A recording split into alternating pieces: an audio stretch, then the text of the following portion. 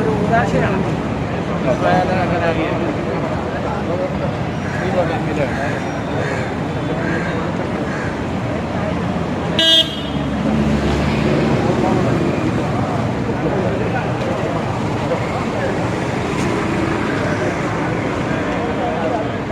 തിരുമുറു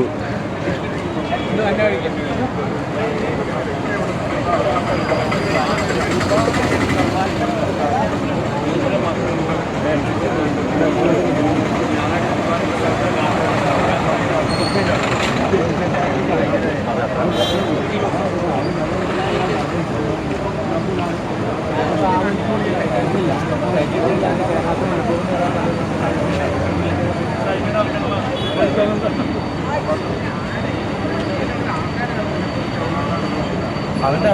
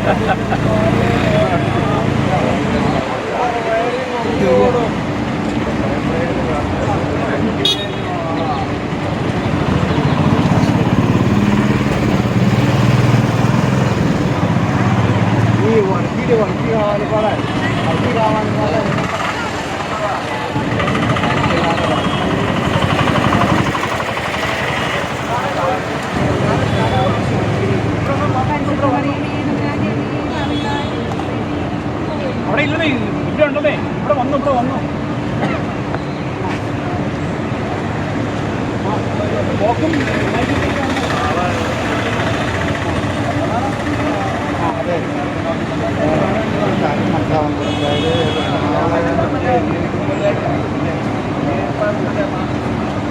ഞാടിയെന്നൊക്കെ സ്വാഭാവികല്ലോ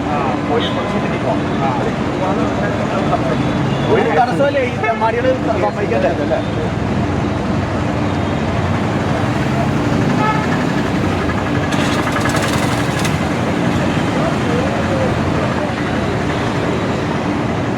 പെട്ടിയതിനോട് രക്ഷയില്ല കുട്ടികളെല്ലാം കൂടെ കൂടെയാണ്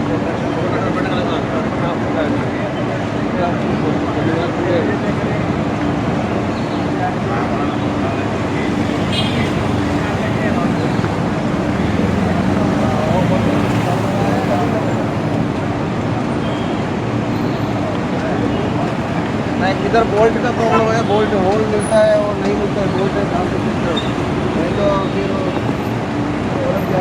അധ്യാത്മരാമായണം കിളിപ്പാട്ട് മഹാഭാരതം കിളിപ്പാട്ട് നമ്മൾ 1ാം ക്ലാസ് മുതൽ അങ്ങോട്ട് പഠിച്ചുകൊണ്ടിരിക്കുന്ന കിളിപ്പാട്ടുകളാണ് ഇതെല്ലാം.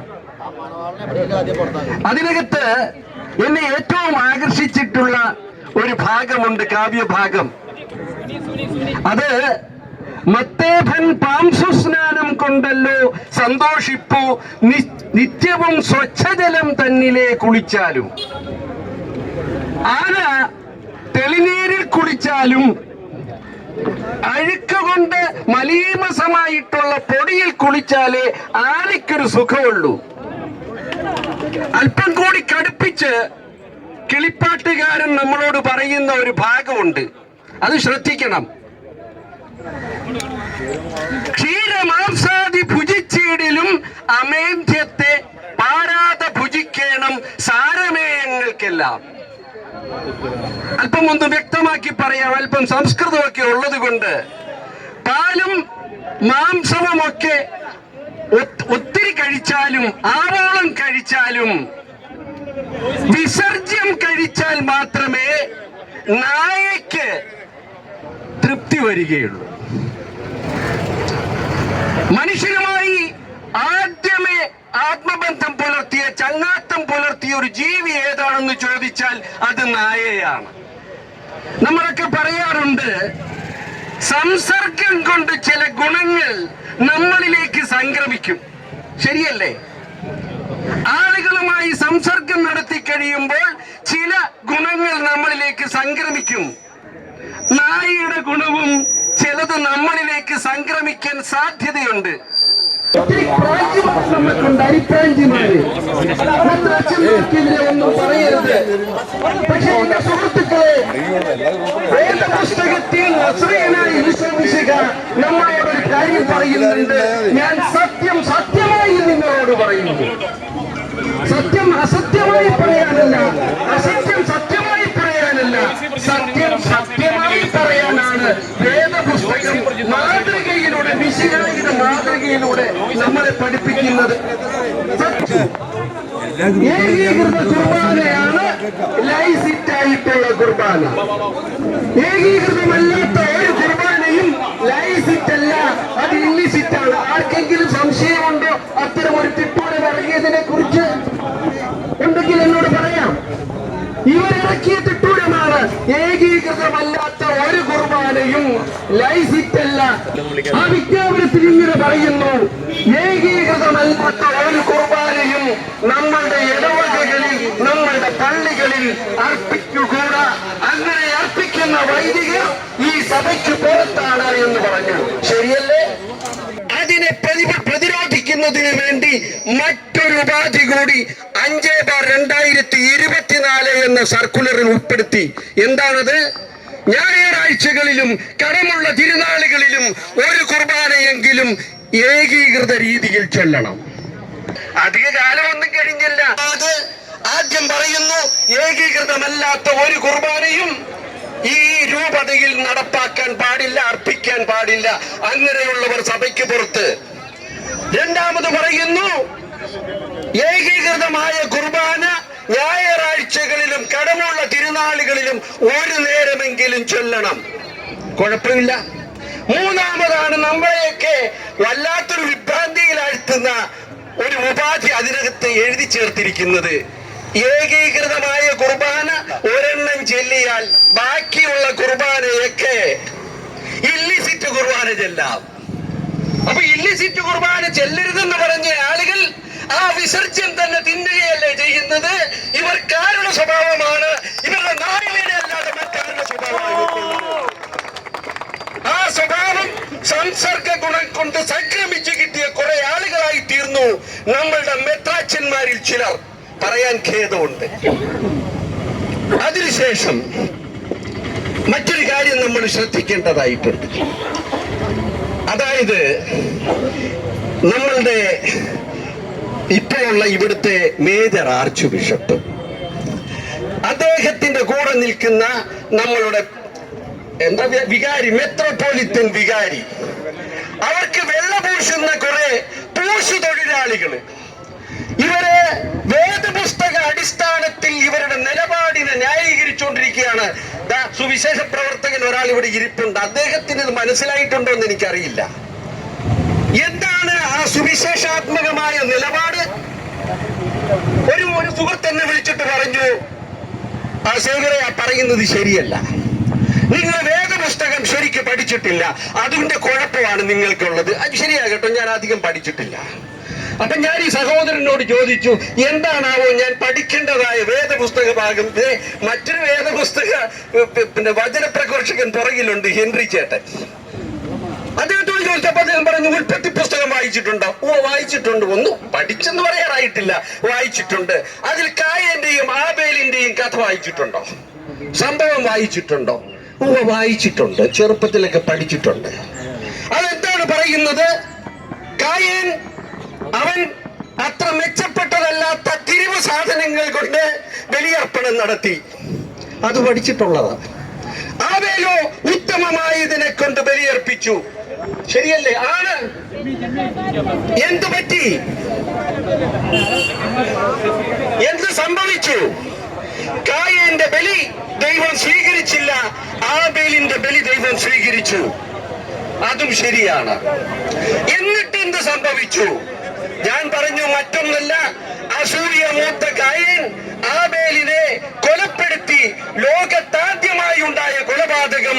ആ കൊലപാതകം സഹോദരനെതിരെ ചെയ്ത പാതകമായി സുവിശേഷം രേഖപ്പെടുത്തിയിരിക്കുന്നു.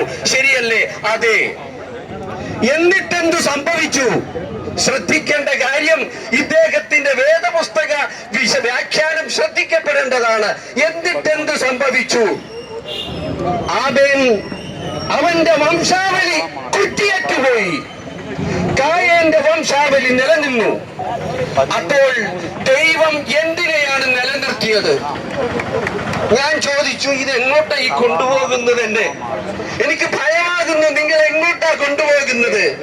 സത്യമായ കാര്യമല്ലേ സുഹൃത്തെ? അതല്ലേ നമ്മളുടെ മെത്രാച്ചന്മാരും നമ്മളുടെ ഈ പട്ടക്കാരെന്ന് പറയുന്ന ആളുകളും പറയുന്നത്? എന്ത് തെറ്റുണ്ട്? ഞാൻ പറഞ്ഞു, അതെങ്ങനെയാ നിങ്ങൾക്ക് ഇതുമായിട്ടൊന്ന് കണക്ട് ചെയ്യാൻ പറ്റുന്നത്? ദൈവത്തിന് ആബേലിനെ നിലനിർത്തണമെന്ന് ആഗ്രഹമുണ്ടായിരുന്നെങ്കിൽ അവൻ ലാസറിനെ ഉയർപ്പിച്ചതുപോലെ ആബേലിനെ എന്തുകൊണ്ട് ഉയർപ്പിച്ചില്ല?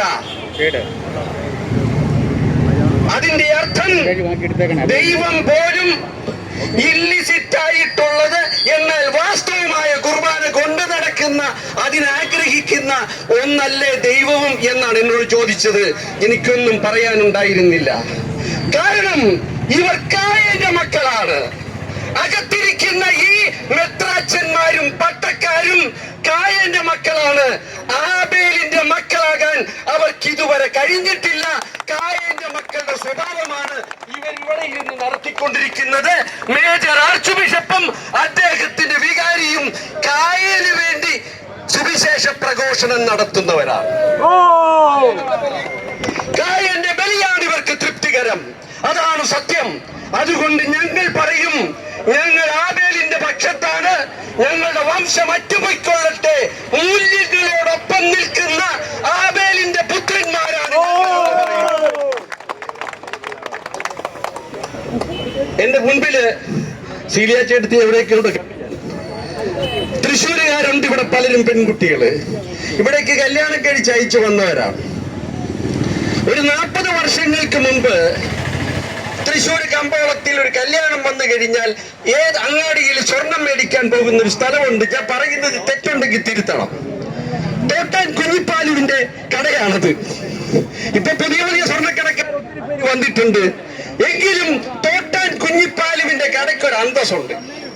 അവിടെ നല്ല സ്വർണ്ണേ കിട്ടുള്ളൂ. അപ്പൊ കല്യാണാലോചന വരുന്നു, മനസമ്മതത്തിലേക്ക് എത്തുന്നു, സ്വർണ്ണം എടുക്കണം, തോട്ടാൻ കുഞ്ഞിപ്പാലുവിന്റെ അടുത്ത് ചെല്ലും. നമ്മുടെ പെണ്ണുങ്ങൾക്ക് 365 ദിവസവും ആഭരണങ്ങൾ മാറി മാറി അണിയണം.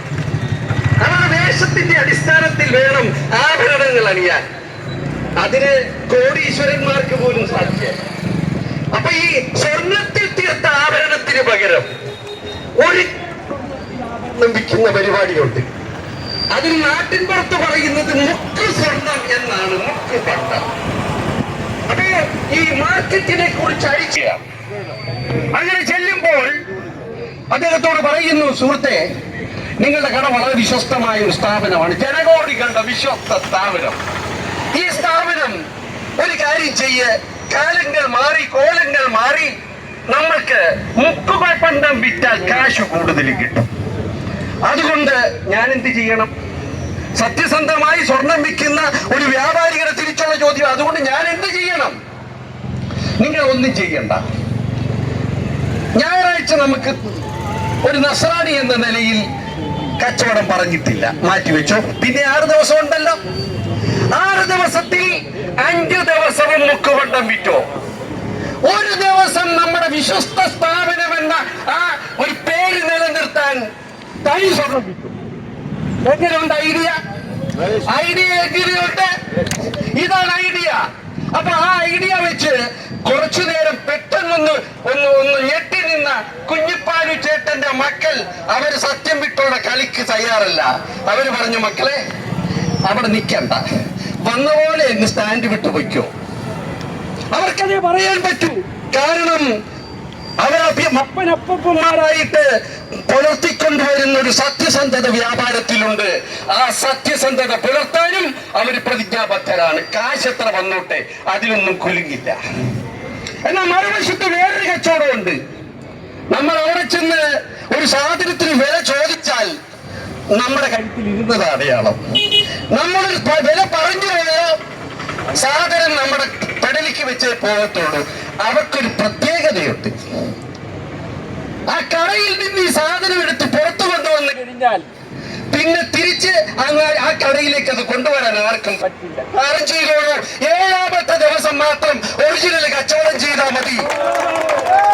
ഇതാണ് ഞാൻ പറഞ്ഞ കടകാലിയാക്കൽ കച്ചവടം. ഞങ്ങൾ അനുവദിക്കില്ല. ഈ എറണാകുളം അങ്കമാലി അതിരൂപതി എന്ന മഹത്തായ പ്രസ്ഥാനത്തിന് ശക്തിയിടാൻ വന്ന നിങ്ങളെ ഞങ്ങൾ ഇവിടെ നിലനിർത്തില്ല, അതിന് അനുവദിക്കില്ല.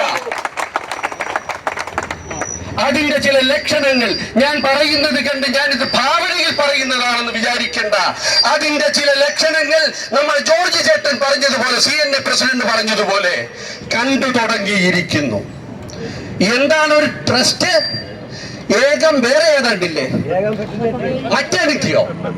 എന്താണ്? ഏതാ ഏകം? മറ്റേണിറ്റിയോ പറ്റേണിറ്റിയോ ട്രസ്റ്റ്? കാരണം DNA ടെസ്റ്റ് വരുമ്പോൾ ഈ ട്രസ്റ്റിന്റെ ആവശ്യം വരും. അതാ പ്രശ്നം. അതിന്റെ ആരംഭത്തിൽ തന്നെ പറയുന്നുണ്ട്, ഞങ്ങളുടെ ട്രസ്റ്റിന്റെ ലക്ഷ്യം എന്താണ്? ഇവിടുത്തെ വൈദികരെ കൂട്ടിപ്പിടിക്കണം. ഏകീകൃതമല്ലാത്ത ജനാഭിമുഖമായിട്ടുള്ള ഇല്ലിസിറ്റ് കുർബാനയോടൊപ്പം നിൽക്കുന്ന വൈദികരെ ചേർത്ത് നിർത്തുന്നതിന്, കൂട്ടിപ്പിടിക്കുന്നതിനുള്ള ട്രസ്റ്റാണെന്നാ പറഞ്ഞിരിക്കുന്നത്. സുതാര്യമായൊരു ട്രസ്റ്റിന് ഞാൻ ചോദിച്ചു കൊള്ളട്ടെ, എന്നെ കേൾക്കുന്ന മറ്റു പൊതുസമൂഹത്തിലുള്ള ആളുകളോട് ചോദിച്ചു കൊള്ളട്ടെ, സുതാര്യമായൊരു ട്രസ്റ്റ് എല്ലാവർക്കും വേണ്ടി തുറന്നു കൊടുക്കില്ലേ? ഇതങ്ങനെയല്ല. ഞങ്ങൾ 1-2 പേര് തീരുമാനിക്കും ആരൊക്കെ ഇതിൽ വേണം, ബാക്കിയുള്ളവരൊക്കെ പുറത്തു നിന്നോണം. അപ്പൊ ഈ ട്രസ്റ്റിന്റെ ലക്ഷ്യം എന്താണെന്നുള്ളത് കൃത്യമായി എല്ലാവർക്കും അറിയാം. ഇതിവിടുത്തെ അധികാരികളെ നേരിട്ട് ബോധിപ്പിച്ചിട്ടുണ്ട് ഞങ്ങളുടെ പ്രതിനിധികൾ. എന്തേ ഈ ട്രസ്റ്റിനെതിരെ ഒരു നടപടിയും എടുക്കാത്തത്? കാരണം ഈ കള്ളക്കളിയിൽ, ഈ കമ്മാട്ടത്തിൽ നിങ്ങളും പങ്കാളികളാണ്. നിങ്ങളും ആ കൂട്ടത്തിൽ ഉൾപ്പെട്ട കോമാളികളാണ്. അതുകൊണ്ട് ഞാൻ അധികം പറയുന്നില്ല. നാളുകൾ തോറും നിങ്ങളുടെ ചെമ്പ് തെളിഞ്ഞുകൊണ്ടിരിക്കുകയാണ്. കാരണം നിങ്ങൾ വെറും മുക്കുമണ്ടത്തിന്റെ കച്ചവടക്കാരാണ്. ഈ അനീതിക്ക് ഞങ്ങൾ ഇനിയും സമയം തരില്ല എന്ന മുന്നറിയിപ്പുമായിട്ടാണ് വന്നിരിക്കുന്നത്. ഇതൊരു മുന്നറിയിപ്പായിട്ട് മാത്രം നിങ്ങൾ കയ്യിലെടുക്കുക, അല്ലെങ്കിൽ നിങ്ങൾക്ക് സംഭവിക്കാൻ പോകുന്ന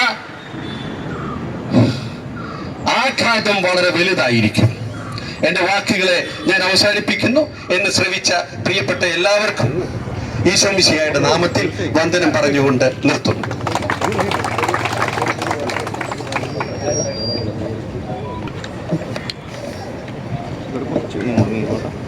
പ്രിയ മാധ്യമ സുഹൃത്തുക്കളെ, ഞങ്ങൾ നിരന്തരമായി സമരമുഖത്താണ് ഏകീകൃത വിശുദ്ധ കുർബാന വിഷയവുമായി ബന്ധപ്പെട്ട്.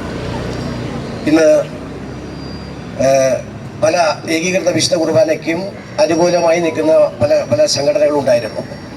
ആ സംഘടനയുടെ ഒരു ഐക്യവേദിയാണ്, ഒരു ഏകോപന സമിതിയാണ് ഇന്നിപ്പോൾ ഈ സമരമാർഗവുമായി ബന്ധപ്പെട്ട് അരമനയിൽ മുൻപിലേക്ക് എത്തിയിട്ടുള്ളത്. ഒരു കാര്യം നിങ്ങളോടായി പറയട്ടെ, ഞങ്ങളുടെ പ്രതിനിധികൾ അകത്ത് ചർച്ച നടത്തിക്കൊണ്ടിരിക്കുകയാണ് പാമ്പ്ലാനി പിതാവുമായിട്ട്. പിതാവ് അകത്തുണ്ടോ? ഉണ്ടോ?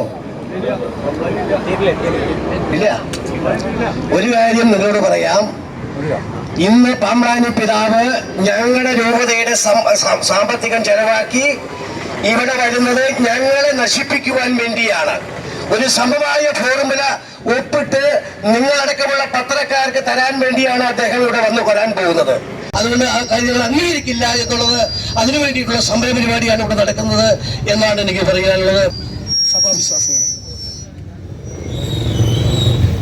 കഴിഞ്ഞ 4-4.5 വർഷക്കാലമായി ഈ എറണാകുളം അങ്കമാലി അതിരൂപതയിൽ പ്രശ്നങ്ങൾ തുടങ്ങിയിട്ട്. പ്രശ്നങ്ങൾ എന്ന് പറയുന്നതിന് കാരണം, പ്രശ്നങ്ങൾ ഉണ്ടാക്കിയത് ആത്മായരായ ഞങ്ങളല്ല, പ്രശ്നങ്ങൾ ഉണ്ടാക്കിയത് വിശ്വാസികളായ ഞങ്ങളല്ല. ഇവിടുത്തെ മെത്രാന്മാർ കൂടിയിരുന്ന് ഇവിടുത്തെ വൈദികരുമായി ആലോചിച്ച് അവർ ഉണ്ടാക്കിയെടുത്ത ഒരു കുർബാന പ്രശ്നം അവിടെ തുടങ്ങി എറണാകുളം അങ്കമാലി അതിരൂപതയിൽ കലഹത്തിന്റെ ആരംഭം.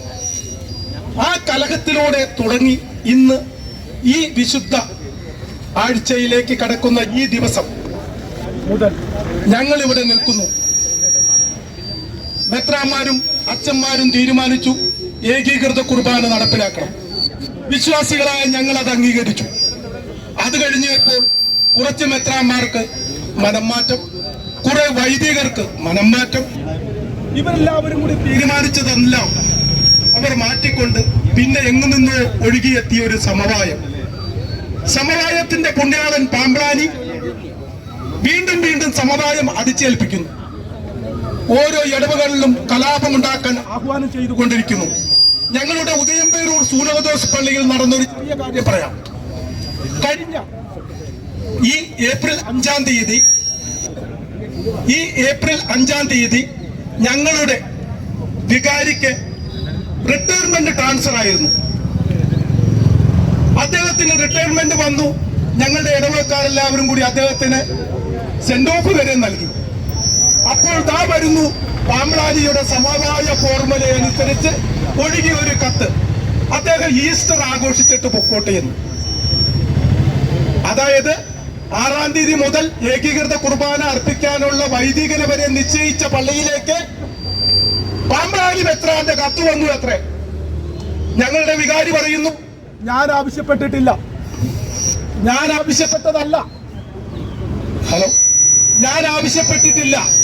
പാമ്പ്ലാനി മെത്രാൻ എനിക്ക് തന്ന ഒരു കോംപ്ലിമെന്റ് ആണ്.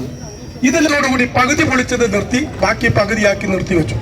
എല്ലാ ഇടവകകളെയും കട്ടുമുടിക്കാനായി ഇവർ നടത്തുന്ന ഈ കുതന്ത്രങ്ങൾ നമ്മൾ മനസ്സിലാക്കണം. പള്ളികളിൽ പ്രശ്നമുണ്ടാക്കുന്നതും സഹോദരന്മാരെ തമ്മിത്തല്ലിക്കുന്നതും വൈദികരാണെന്ന് പറയാൻ എനിക്ക് ലജ്ജയുണ്ട്. കാരണം ഇവരുടെ വൃത്തികെട്ട നയങ്ങളാണ് ഈ പ്രശ്നങ്ങൾക്ക് മുഴുവൻ കാരണം.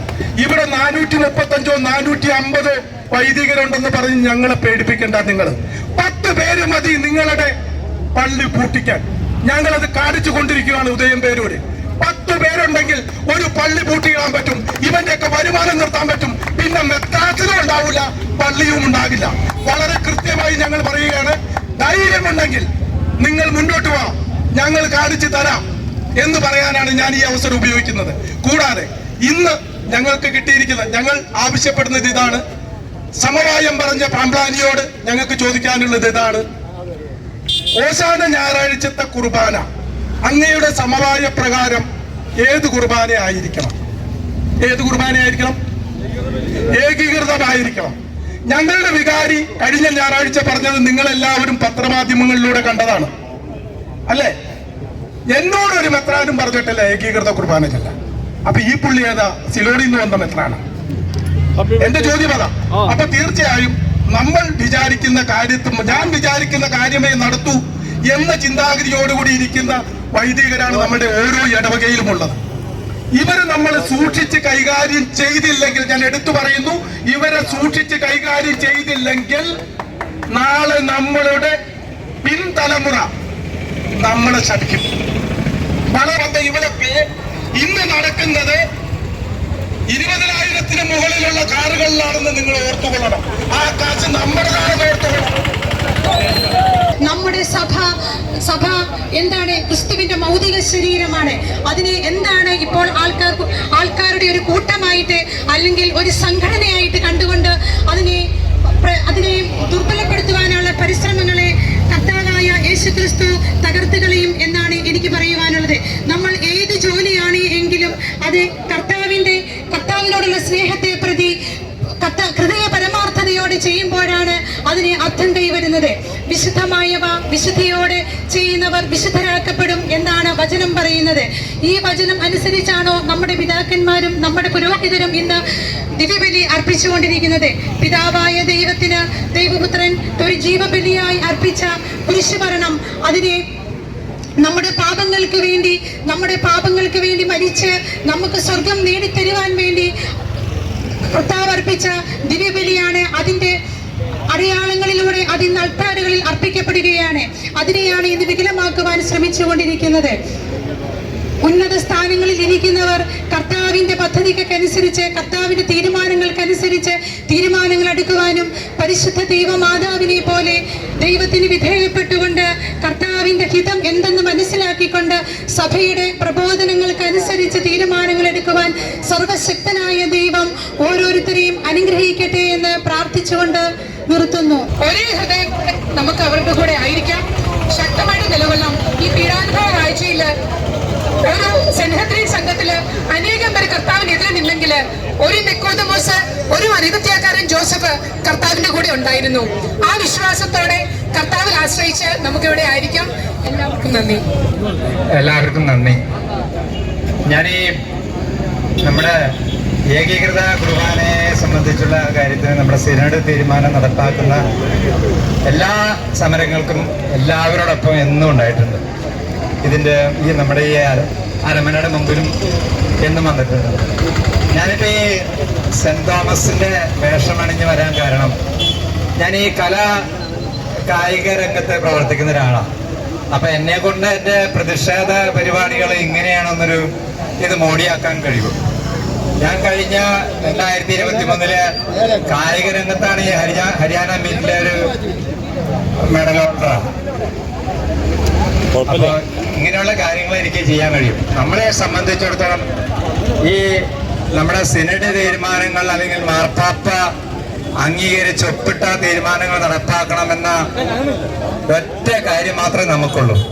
ഇത് മെത്രാന്മാരും സിനഡും തീരുമാനിച്ച കാര്യങ്ങൾ നടന്നു പോകണമെന്നുള്ള കൃത്യമായ സത്യമായ ഒരു കാര്യങ്ങള് നന്മയുടെ ഭാഗത്തുള്ളവർ ഒരു ഭാഗത്തും, അപ്പുറത്ത് കുറെ പൈശാചിക ശക്തികളും നമ്മുടെ എറണാകുളം അങ്കമാലി അതിരൂപതയെ മാത്രം നാറ്റിക്കാൻ മറ്റ് 33 അതിരൂപതകളിലും യാതൊരു പ്രശ്നവുമില്ലാതെ ഏകസ്വരത്തിൽ നമ്മുടെ ഏകീകൃത കുർബാന നടന്നു പോകുമ്പോൾ, ഒരു പ്രശ്നവുമില്ലാതെ പോകുമ്പോൾ ഇവിടെ വെറുതെ കല്ലുകടി ഉണ്ടാക്കുവാൻ പല കാര്യങ്ങൾ പറഞ്ഞ് പണ്ടൊക്കെ ആലഞ്ചേരി പിതാവിനെ ആക്ഷേപിച്ചുകൊണ്ട് വന്നപ്പോൾ ഇപ്പോൾ അതല്ല, വ്യാജരേഖാ നിർമ്മാണവുമായി ബന്ധപ്പെട്ട് അത് വാദി തന്നെ പ്രതിയാവുന്ന തരത്തിലേക്ക് പോയി. ഇപ്പോൾ നമ്മുടെ 1-2 പിതാക്കന്മാരടക്കം പലവരും വലിയ താമസമില്ലാതെ ജയിലിൽ പോകാൻ പോകുന്ന സാധ്യതയിലേക്ക് വന്നിരിക്കുകയാണ്.